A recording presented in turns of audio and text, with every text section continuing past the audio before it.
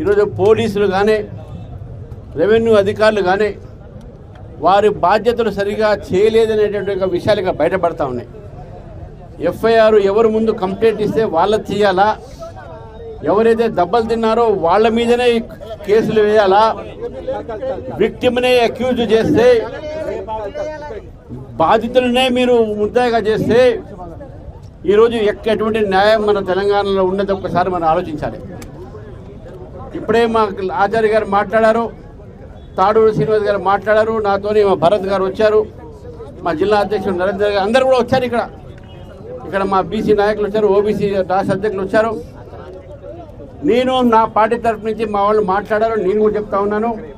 ఇది రెండో విషయము. నీకు మన విషాద గారు చెప్పారు, అడిగారు.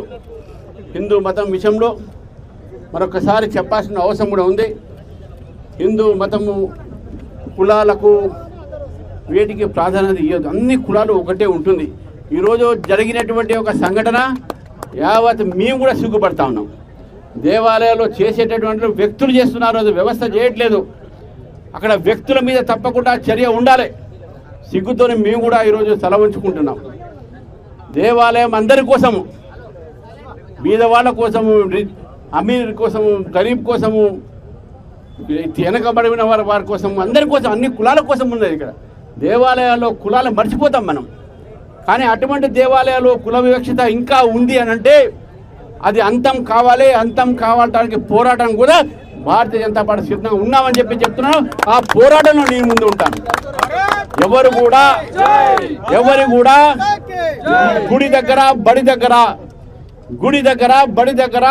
కుల వివక్షత ఉండకూడదు, పేద ధనిక ఒక వివక్షత ఉండకూడదు.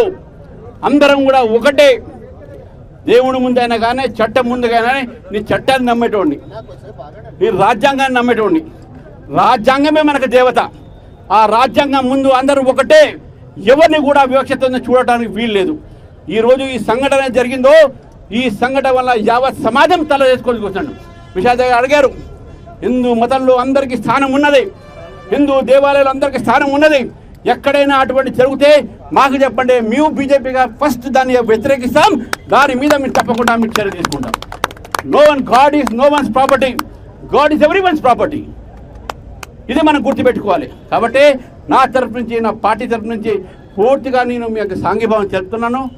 చిన్నారి యొక్క జీవితాంతం వాపసు తీసుకురాలేము, కానీ ప్రభుత్వం స్పందించి ఎక్స్గ్రేషియా కానీ వారికి ఇవ్వాల్సినటువంటి ఏవైతే బెనిఫిట్స్ కానీ రావాల్సిన అవసరం. ఎందుకంటే వాళ్ళు బీద పబ్లిక్, బీద ఒక కుటుంబం నుంచి వచ్చిన వాళ్ళు. ఈరోజు గణేష్ని చూస్తూ ఉంటే, మోనికాని చూస్తూ ఉంటే మనకు ఒక మనసు కరిగిపోతూ ఉన్నది. ఇది ఒక తెలంగాణలో అమానసంగా జరిగిన చర్య ఇది. ఈ చర్య వెనక ఎవరున్నా సరే, రాజకీయ పార్టీల ముందుగా ఏది విషయం కాదు. ఇక్కడ ప్రభుత్వం ముందు కలిగి రావాలి.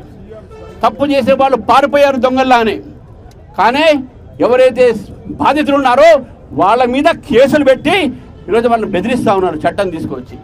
You are threatening the victims by law, by using law, misusing the law. కాబట్టి మీరు మీద ఉన్నాను. మీకు అటువంటి ఒక అనుమానం భారతీయ జనతా పార్టీ ఉండాల్సిన అవసరం లేదు.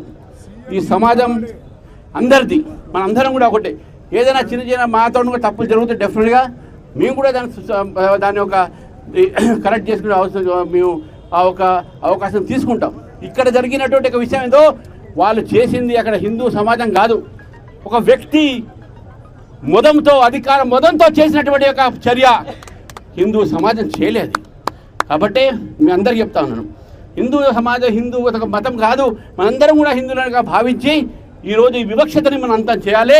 ఆ వివక్షతకు వ్యతిరేకంగా మనం పోరాడతామని చెప్పి తెలియజేస్తూ ఈ శిబిరంలో నాకు ఈ అవకాశం ఇచ్చిన మిత్రులు విషాద గారు తప్పన అసెంబ్లీలో నా బాధ్యత అది.